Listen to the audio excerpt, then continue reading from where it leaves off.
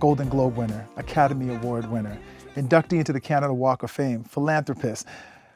I could go on, but I want to talk to her and you want to hear what she has to say. I have with me today the one and the only Buffy Sainte-Marie. Thank you so much for doing this. It is an honor to have you here, honestly. Thanks a lot.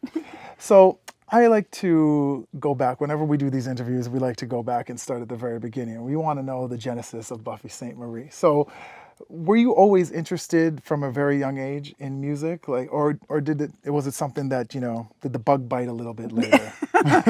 No, I think I was born loving music. My very earliest memories are of music.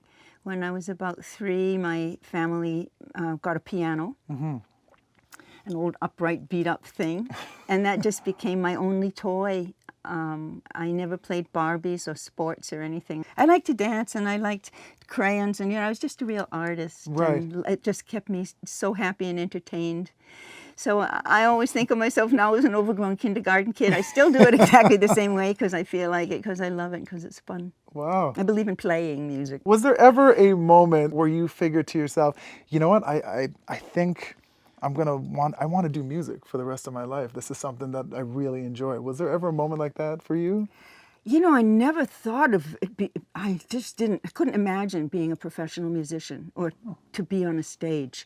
For me, it was my secret. It was what I did when I was hiding from the blues, Right. It was what I did to entertain myself. It's what I did after school when everybody else went out and played soccer and social things. I'd go home and I'd play music just because it was so much fun.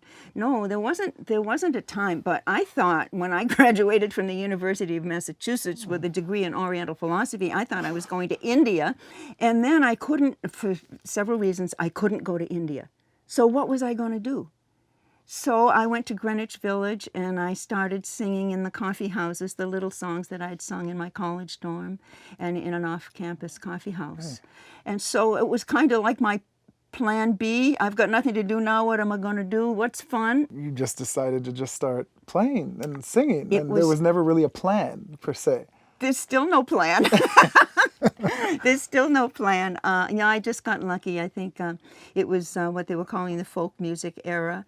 And I think that there was a certain time when the window was open a little bit. Right. For world music, for multi-ethnic music, for unusual music, from just all over the place. Right. Kind of like the internet is now. And for a while, songwriters, people who were writing about, whether it was love songs or dance songs or songs about making the world better, you could get away with it. Right. And, within maybe 10 years or so, it kind of clamped down and changed. But it was a very unique time that some of us came up in, a lot of us songwriters. So I find this very, very interesting. You're talking about the people that you've come up with, and that you used to carry around Joni Mitchell's tape to record labels to try and get them to be interested, because you felt like she had something, and you just wanted them to hear.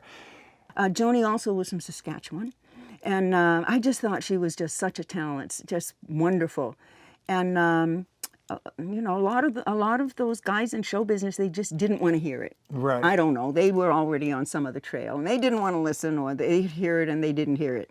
But one day I played it for he was a junior agent in my agency, Elliot Roberts, right. And he went down and heard Joni that night.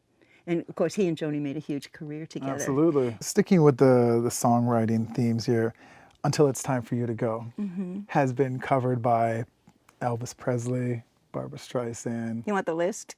Man. It's a big, long list. It's a long list. And now by Sean Jones and the Righteous Echo as well, for the WestJet boarding session.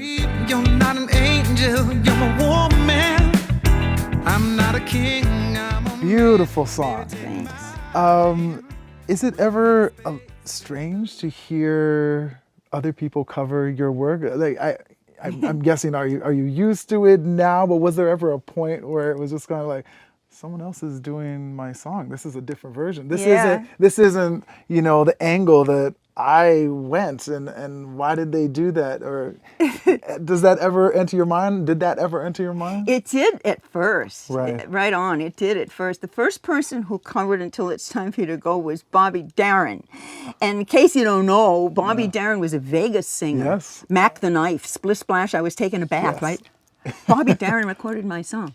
And his musical director, I mean, the title line, "And here you'll stay until it's time for you to go," he changed it around and made it really vanilla. You know, I mean, in music, that means, you know, really kind of same way all other songs are. So I said, oh no, my poor song is ruined. But then Sonny and Cher recorded it, and Roberta Flack recorded it. She did it right. And Chet Atkins and Neil Diamond and Elvis and everybody. Arthur Fiedler and the Boston Pops Orchestra. So after a while, it didn't take very long before I started taking every version as a real compliment. And it's really nice that another artist would take a song, would like a song enough to take it into their own musical ear, right? And to give it back to their audiences, to their musicians, and do it in their own way. Right. I mean, you can't kill a good song. So, you know, I just say thank you to all of those people, and I changed my way of looking at things. So it's always really nice. It's always interesting to see how somebody else did your song. Interprets things, right? Yeah. I mean, it's nerve-wracking, you know, in terms of going into a studio, and especially knowing that I'm going to have the opportunity to meet you, and then having to do this song. And Were it's you just like, scared? oh man, Were you? was I scared? Especially because, you know, our version is quite a departure from the original. But it was the way that I interpreted it and that I felt it. And so I was like, oh, is this going to be too much? Is Buffy's going to be like, I really wish he hadn't done that. No, I you really done wish. good. You done Thank good. you. Oh man. All right, we can move on now. So, until it's time for you to go, what was the inspiration behind that song? Was there a real love story for you behind that? We want the scoop. We want the scoop, Buffy. I won't give any secrets away, but no, I fell in love with somebody who we weren't going to be able to be together. And I mean, you know, sometimes that happens. I mean, somebody doesn't live where you live, or, you know, the situation isn't in that way. And really, Until It's Time for You to Go was the real line is it will make a space in the lives that we'd planned. Right. So it's really appreciating someone for the moment. It also says, don't ask why, don't ask now, don't ask forever. Love me now. Yes. And sometimes that's how love is going to be. Right. And you know, at the time that I wrote it too, the war was still going on, and there were a lot of guys shipping out. Right, and they might not be coming back. And some of them didn't. So, yeah, that's kind of what happened. So. You have been a trailblazer for Indigenous arts and music for so many reasons. One of those main reasons was your involvement in the creation of the Indigenous Album of the Year award at the Junos in 1990. How do you feel that the Indigenous music arts community has changed from then until now? Well, the way it happened, really, I mean, don't give me all the credit for what was called, when we initiated, the Music of Aboriginal Canada category. Elaine Bomberry was on the board at Caris, and Shingoose, Curtis Johnny from Winnipeg, was also working with her. And they wanted to start a Music of Aboriginal Canada category. And with the help of the Juno board, they understood that, you know, you don't get a category just because somebody likes you or feels sorry for you or something like that. No. So Shingoose and Elaine had to come up with the numbers. You know, are there Indigenous artists? Are there studios? Are there producers? Are there people, you know, record companies? Is there business? And they came up with the right numbers. But the big problem for Indigenous people in the arts is that there is no network. I mean, think of all the white people in the music industry, right? What, tens of thousands? Or in the black music industry. Really, a lot of people. The Latino music industry. We don't have that. We've got nothing. We don't know where the door is. We don't know who to talk to. We don't know what to say. Right. We have no address book. We have no phone numbers. We have no buddies. So we're kind of on the outside of it. And of all the things in the music industry, I think the Junos has been the closest to a welcome mat that we've had. And of course, now we have remarkable Indigenous artists in the category. Absolutely. New ones all the time, all the different genres, and it's really beautiful to see. What was it like having the opportunity to collaborate with Indigenous Album of the Year and Polaris Prize winner Tanya Tagaq. It was great because, we had been friends, but distant friends. I think the first time we met was at Folk on the Rock in Yellowknife. Okay. Oh, it was years ago. And she was a fan of mine, and I saw her, and I just thought she was great. I just thought she was great. Right. And we kind of became friends, and every now and then we'd cross paths. And when her career started to really take off, we connected again. When you win the Polaris Prize, they hope that you will collaborate with another Polaris Prize winner and do something. And I had already collaborated with Owen Pallett. Mm-hmm. And so when they asked me who, I said, oh, Tanya. And they called Tanya, and oh, Buffy. So we really wanted to work together, and we'd never had an opportunity. Right. So we had a great time. I want to say congratulations on your induction into the Canadian Songwriting Hall of Fame. Oh, thank you. Yeah, I think that almost feels like it's long overdue. Well, I'm telling you. But thank you anyway. I feel like that's long overdue. Thanks. How do you feel about that? That you're finally in there. I'm so used to that. I mean, one of the outcomes of there being no Indigenous music industry is you just sit there and nobody thinks of it. Right. It's like Up Where We Belong never having been submitted by the record company to the Grammys. Right. That's why it never won a Grammy, because the record company didn't care about it. They didn't believe in it. Awards are sometimes about business, and sometimes they're about music. And I feel as though this is about music, so that's awesome. Good. Yeah, I'm very grateful. That's amazing. I just had a baby.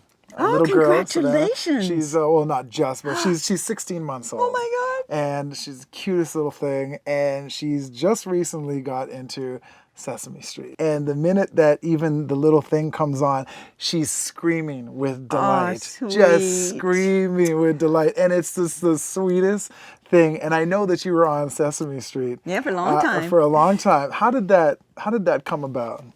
Well, they called me up and they wanted me to say the alphabet or count from 1 to 10 like Stevie Wonder and everybody else did. Right. And I was busy doing other things, and I said, no, I'm not going to go all the way to New York for that. But before we hung up, I said, have you ever done any Native American programming? And they said, no. And they called me back same day. And so from that point on, I was a semi-regular on Sesame Street for 5.5 years. And they were so actually child-friendly and child-centered, genuinely child-centered, that it's the best thing I've ever done in my whole life. I mean, what a privilege to have worked with those people. They never tokenized me in any way. I mean, it's not as though we only did Indigenous things, powwow or something. Right. We did do powwow and a lot of Indigenous things. I taught the count, how to count in Cree.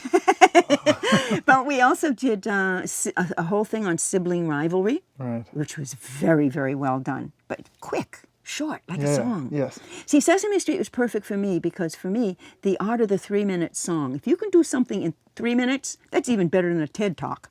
I mean, if you can say it in 3 minutes through a song or the way Sesame Street does it, I really, truly believe in short attention. Short attention span theater it's a lot better than writing a 400-page book on something if you can say it in 3 minutes. Right. But they really did do a wonderful job of providing what little kids and their caregivers needed to know sometimes. Yes. What is more important to you, the journey or the destination? Well, I don't think there is a final destination for me. I think personally, spiritually, musically, I just think it always keeps evolving. It just keeps on going. Right. Yeah. I mean, if you think about it in a spiral, you keep repeating the same kinds of things, but you get better at it if you try. Right. But, you have to try. You have to have the courage to try and fall down and get up again. Right. Next time you get up faster. Right. WestJet advocates the message, love where you're going. What does that mean to you? It's very hard, I think, for young people, especially coming from a marginalized or a rural society where you don't see a lot of chances, to be able to travel and meet people from all over, whether it's the next county or whether it's another country. Right. It's a great, great privilege. And that's how you keep on learning, keep on growing. It's how you stay healthy. So I have been to some remarkable places in the world, and for me, the best part about show business has been getting there. So, Yeah, it really, truly is. That's it for us. I want to thank you so much for taking the time to do this. Really, really, really appreciate no, my pleasure. it. My pleasure. Thank And you, everybody. Thank you. My name is Sean Jones. You've been watching the WestJet boarding sessions, and I hope to see you again soon. Take care.